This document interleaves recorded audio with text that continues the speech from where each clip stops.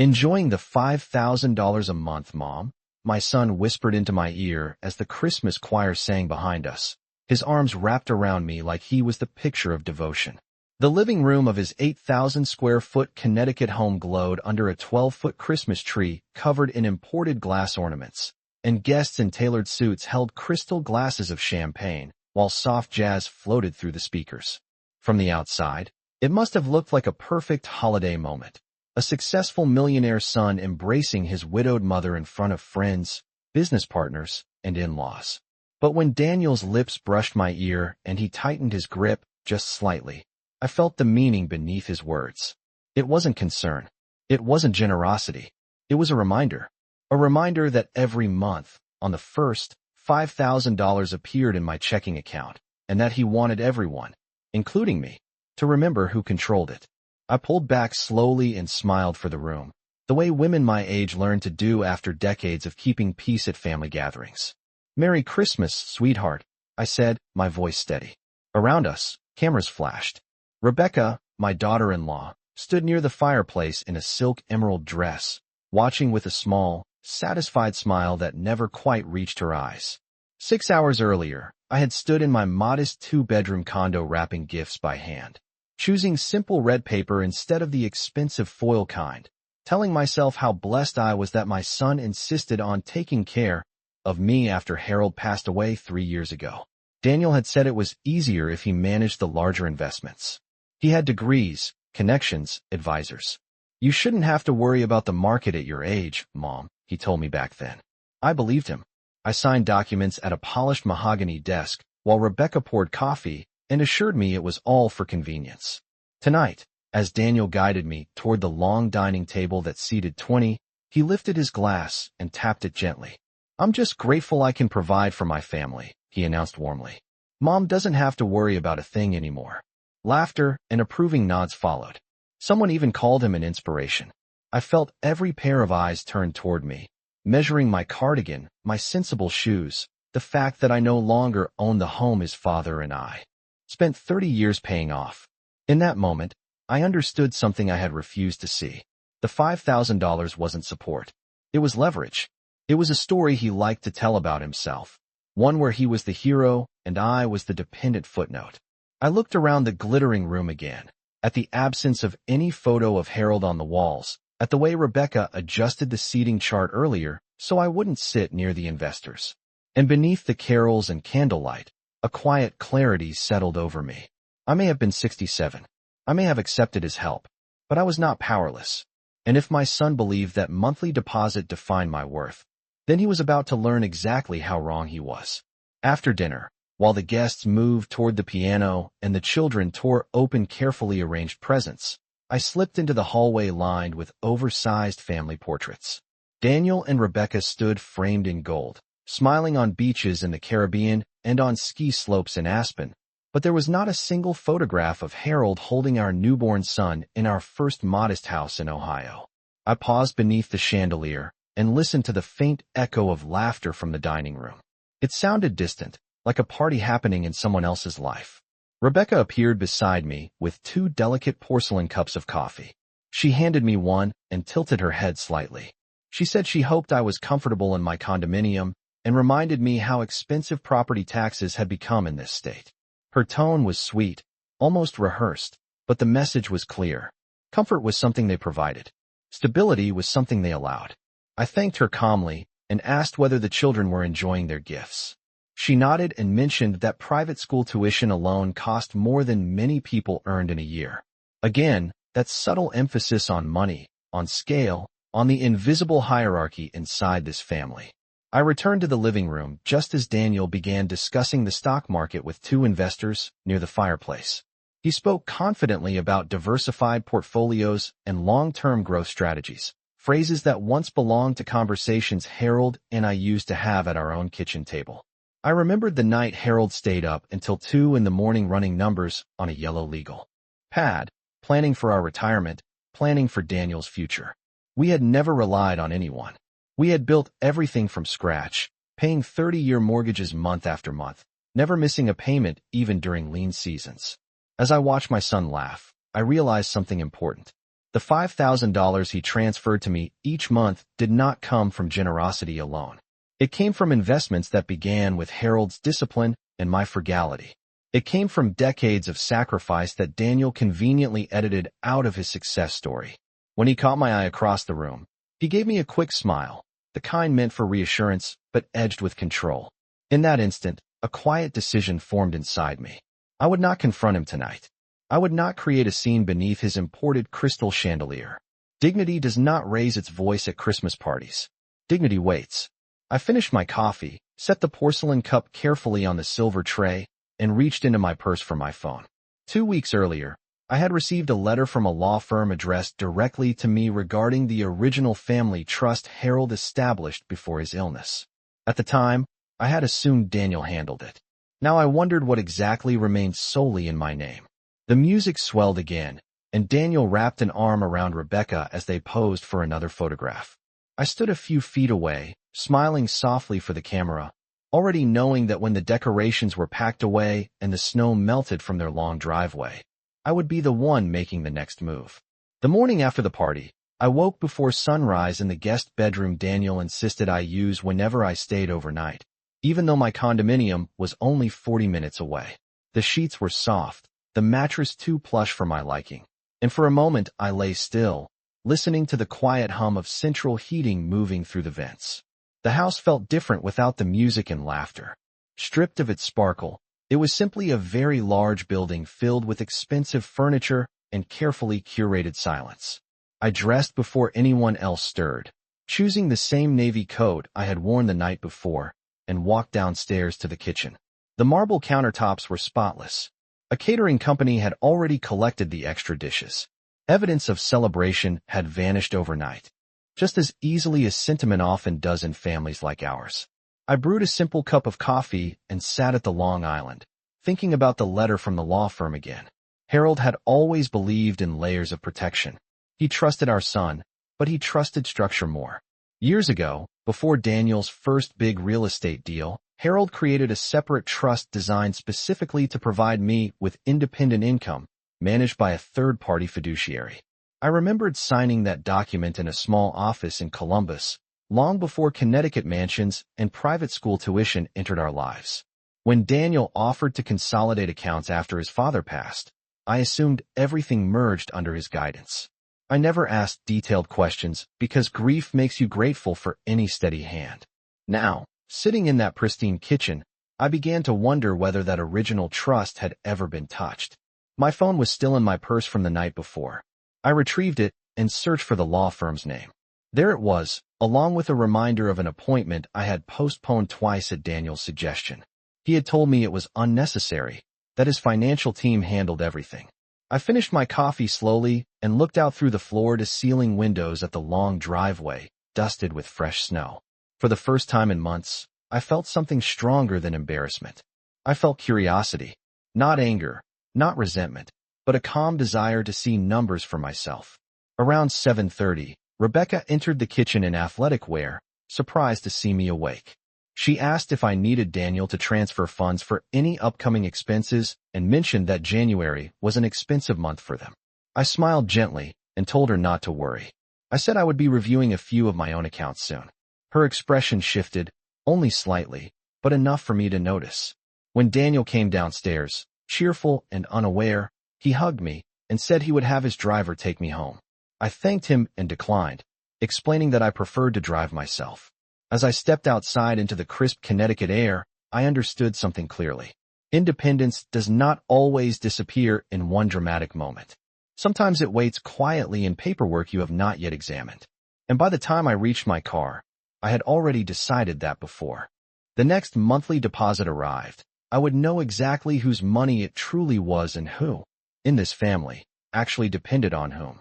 2 days later, I sat in a quiet office 20 miles from my condominium, across from a gray-haired attorney named Mr. Whitaker, whose firm's name had been printed at the top of Harold's original documents. The building was modest, nothing like the glass towers Daniel preferred for his business meetings, but there was something reassuring about its simplicity. Framed certificates lined the walls, and a small American flag stood near the window overlooking Main Street. Mr. Whitaker adjusted his glasses and opened a thick folder with my name printed neatly on the tab. He explained that the trust Harold established 15 years ago remained fully intact and legally separate from any accounts Daniel managed. The assets had grown steadily through conservative investments, generating more than enough annual income to support me comfortably without assistance from anyone. I felt my hands rest calmly in my lap as he continued. According to the documents, I was the sole beneficiary and retained full authority to appoint or remove any financial advisor connected to the trust. Daniel's name appeared nowhere in the control structure. For a moment, I simply listened to the steady ticking of a clock on the wall.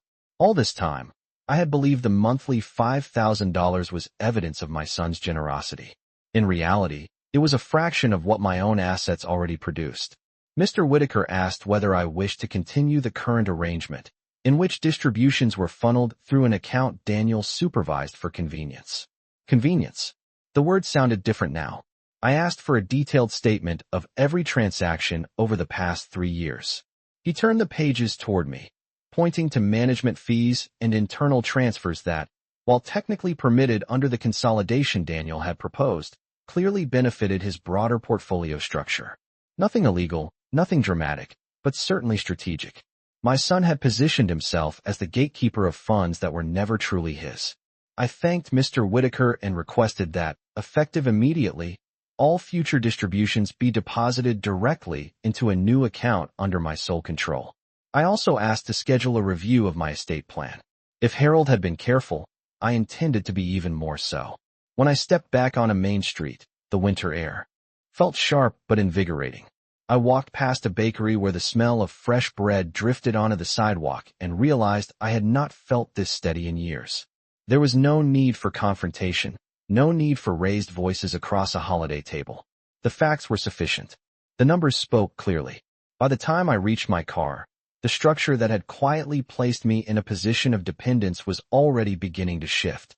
The next monthly deposit would tell a different story, and for the first time since that whisper at the Christmas party, I understood that dignity is not restored through arguments. It is restored through informed decisions, signed documents, and the calm confidence of a woman who finally reads the fine print. On the first business day of January, I woke before my alarm and sat at my small oak desk near the window of my condominium, watching pale winter light settle over the parking lot below. My laptop was open, and for the first time in years, I was not waiting for a notification from Daniel's managed account. I was waiting for confirmation from my own bank. At precisely 9:15 in the morning, an email appeared. The subject line was simple: direct deposit confirmation. I clicked it slowly. The amount listed was not $5,000. It was nearly 3 times that, transferred directly from the trust Harold created, deposited into the new account under my sole name. No intermediary, no commentary, no reminder attached. I leaned back in my chair and let out a long, steady breath. For years, I had unconsciously adjusted my spending to match the allowance Daniel framed as generosity. I chose smaller gifts for the grandchildren, declined vacations I could have afforded, and hesitated before replacing appliances that were older than a decade. All the while, the resources meant to protect my independence had been quietly filtered through someone else's narrative. My phone rang at 10:30. Daniel's name lit up the screen. I allowed it to ring twice before answering, my voice warm and composed. He asked whether I had noticed a processing issue with the January transfer. I told him there was no issue at all. I explained that I had met with Mr. Whitaker and that future distributions would now be handled directly. There was a pause on the line, longer than usual. He said he wished I had consulted him first, that financial decisions required coordination. I responded gently that I had consulted the documents Harold and I signed long before coordination became necessary. I could almost hear him recalculating, adjusting to a version of me he had not anticipated. He mentioned management efficiencies and tax implications. I thanked him for his concern and assured him that my advisors were fully capable. When the call ended, I felt no triumph, only clarity. Later that afternoon, Rebecca sent a brief message asking whether everything was all right. I replied that everything was more than all right. I spent the remainder of the day reviewing my estate plan with Mr. Whitaker over a video call. We discussed charitable contributions, educational funds for the grandchildren that would bypass parental control, and a modest property in Sarasota, Florida that I had quietly considered purchasing near the water. For the first time since Harold passed, I was making decisions based on preference rather than permission. That evening, as the sun set in shades of soft orange beyond my balcony, I realized something essential. Dependence had never been my reality. It had been a presentation carefully curated by others. And now that the numbers flowed where they were always meant to, the balance of power in our family had shifted without a single raised voice, without a single dramatic confrontation, simply through the steady hand of a woman who remembered how to sign her own name. By the second week of January, the silence from Daniel stretched longer than I expected. He did not call to discuss investments again, and the usual monthly summary email from his financial office never arrived. Instead, I received a formal statement directly from the trust administrator, detailed and transparent, outlining projected annual income that exceeded what Daniel had ever mentioned. I printed the document and placed it neatly in a folder labeled Independence, a word that felt almost ceremonial as I wrote it in blue ink. A few days later, Daniel invited me to lunch at a private club in downtown Hartford. The dining room overlooked the Connecticut River, all polished wood and quiet conversations. He greeted me warmly, but there was a tightness around his smile. After we ordered, he spoke carefully about family unity and financial alignment. He explained that fragmented accounts could complicate long-term planning and estate efficiency. I listened, without interruption, stirring my tea slowly. When he finished, I told him that clarity often simplifies families more than consolidation ever could. I explained that I had updated my estate plan to include structured educational trusts for his children, ensuring their tuition and future expenses would be secured regardless of market conditions. I also mentioned that I was exploring the purchase of a small waterfront condominium in Sarasota, Florida, approximately 1,200 square feet, manageable and bright, with a view of the Gulf. He seemed surprised. He asked whether I was planning to move permanently. I said I was planning to live deliberately. The distinction lingered between us. He reminded me that Connecticut was home, that the grandchildren were here. I assured him I would visit often, but I would not anchor my life to proximity alone. For years, I had adjusted my choices to remain convenient. Now I intended to choose what felt expansive. Lunch ended politely. He insisted on paying the bill, a gesture that once would have carried symbolism. This time it did not. As I walked back to my car through the cold afternoon air, I realized that power shifts rarely announce themselves loudly. They unfold in quieter moments, in signed contracts, in decisions made without apology. That evening, Rebecca called. Her tone was measured, almost cautious. She asked whether the rumors about my Florida plans were true and whether I needed assistance managing the transition.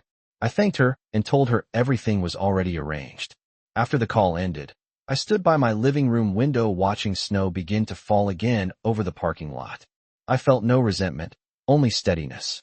The $5,000 had once been presented as proof of care. Now the numbers told a fuller story, one rooted in decades of work Harold and I had built together. And as I began reviewing listings in Sarasota, calculating square footage and homeowners association fees, I understood that the most powerful response to quiet humiliation is not confrontation. It is elevation, executed with patience and precision. By early February, the Florida sunlight felt less like an idea and more like a promise. I flew down for a 3-day visit, stepping out of the airport into air that was 72 degrees instead of 30. The warmth settled into my shoulders in a way Connecticut winter never could. The real estate agent met me at a quiet waterfront building in Sarasota, a cream-colored structure with balconies facing the Gulf. The condominium we toured was 1,250 square feet, with wide windows and pale wood floors that reflected the afternoon light. It was not extravagant. It was not designed to impress investors or host charity galas. It was designed to breathe. I stood on the balcony and listened to the soft rhythm of waves against the shoreline, thinking about how many decisions in my life had been made for stability rather than joy. This one could hold both. That evening, I reviewed the financial projections again with Mr. Whitaker over the phone. Even after purchasing the property outright, my annual trust income would remain more than sufficient. There would be no dependence, no allowances framed as kindness. The numbers aligned cleanly, like columns balanced on a well-kept ledger. 2 days later, I signed the purchase agreement. The act felt steady, not impulsive. When I informed Daniel that I would be dividing my time between Connecticut and Florida, he responded with a carefully measured congratulations. He asked whether I needed assistance coordinating movers or managing the transaction. I thanked him and explained that the closing would be handled by my attorney and a local title company. There was a brief silence before he shifted the conversation to the children's spring recital, as though we both understood that something fundamental had changed. Rebecca sent a message later that evening commenting on how lovely the Gulf Coast must be this time of year. I replied with a photograph of the sunset from my new balcony, streaks of coral and gold stretching across the horizon. I did not add commentary. I did not need to. Back in Connecticut the following week, I began sorting through decades of belongings in my condominium. I kept Harold's old leather briefcase and a small wooden box of handwritten notes he used to leave in my purse during difficult seasons. I donated items I had been holding onto out of habit rather than meaning. Each decision felt lighter than the last. Independence is not only financial. It is spatial. It is emotional. It is the freedom to choose where your mornings begin. By the time the movers scheduled my furniture delivery to Florida, the narrative that once defined me as a grateful recipient of monthly support had dissolved quietly. I was no longer adjusting my life around someone else's generosity. I was expanding it around my own intentions, guided not by pride or resentment, but by the calm assurance that dignity, once reclaimed, reshapes every room you step into. By the time April arrived, my life had begun to follow a new rhythm shaped by sunlight and intention rather than obligation. I spent 3 weeks in Sarasota arranging furniture inside my new condominium, choosing soft linen curtains that moved gently with the ocean breeze, and placing Harold's leather briefcase on a shelf beside framed photographs that finally reflected my full history. The space felt honest. No grand staircase. No imported chandelier. Just clean lines, warm air, and the steady horizon outside my balcony. Each morning, I walked along the shoreline for nearly a mile, listening to the tide roll in and out, thinking about how quietly my world had shifted since Christmas. The monthly trust distribution continued to arrive without commentary, deposited directly into my account with clear documentation attached. There were no follow-up calls questioning processing errors, no reminders of generosity.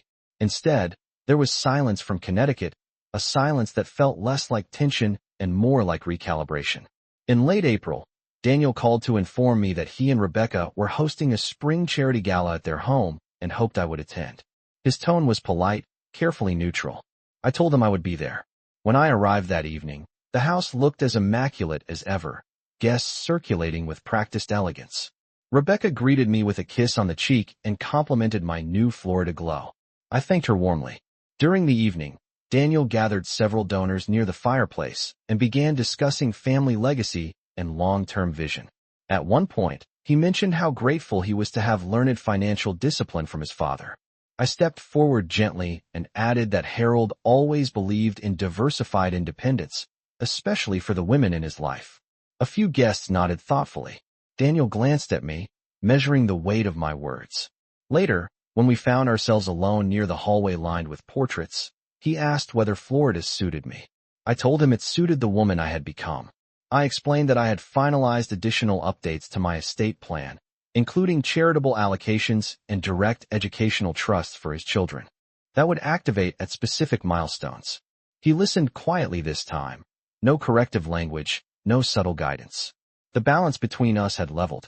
As the evening ended, he hugged me again, but the gesture felt different.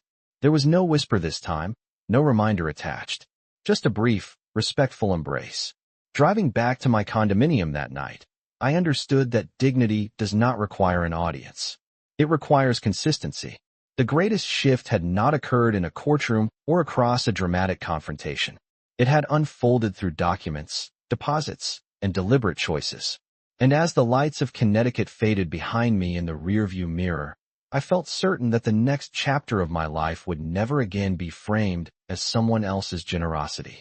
It would be written, quietly and confidently, by my own hand. By early summer, the Gulf breeze had become as familiar to me as the ticking clock once was in that Connecticut office. I had settled into a routine that felt intentional rather than reactive. Mornings began with coffee on my balcony, the water stretching wide and unbothered in front of me. I read financial summaries not because I needed reassurance, but because I appreciated understanding the structure of my own life. The trust continued to perform steadily, diversified across conservative bonds and long-term equities just as Harold designed. The educational accounts for my grandchildren were active, structured to release funds directly to their institutions at predetermined ages. No gatekeepers, no narratives attached. In June, Daniel and Rebecca brought the children to visit Sarasota for a long weekend. It was their first time seeing my new home. The children ran straight to the balcony, marveling at the view, asking whether dolphins really swam close to shore. I showed them the small study where I kept their grandfather's briefcase and explained how planning ahead creates freedom later. Daniel walked slowly through the living room, taking in the simplicity of the space. He commented that it felt peaceful. I told him that peace is often the result of clear boundaries. That afternoon, we sat together at a small cafe near the marina. There were no investors, no polished speeches, just iced tea sweating on the table under the Florida sun. Daniel finally spoke plainly. He admitted that when I redirected the accounts, he felt blindsided. He said he believed he was protecting me. I listened carefully and then told him protection and control can look similar from a distance, but they feel very different to the person living inside them. I reminded him that his father did not build security so that I would depend on anyone's permission. He nodded slowly, perhaps seeing the full picture for the first time. There was no apology offered, but there was acknowledgement, and sometimes that is enough. When they returned to Connecticut, the goodbye hug felt balanced, equal. Later that evening, I stood alone on my balcony watching the sky fade from soft gold to deep blue. I thought about that Christmas whisper months ago, and how easily a single sentence can reveal an entire dynamic. $5,000 had once been presented as evidence of generosity. Now it stood as a quiet reminder of how narratives can distort reality when left unexamined. I felt no need to prove anything, no urge to revisit the past. My accounts were transparent. My plans were secured. My home overlooked open water. Most importantly, my dignity no longer depended on anyone else's version of events. As the tide rolled in under the fading light, I understood that true wealth is not measured in monthly transfers or square footage. It is measured in the calm certainty that you stand on ground you chose, supported by foundations you helped build, and guided by a voice that no longer needs to whisper to be heard.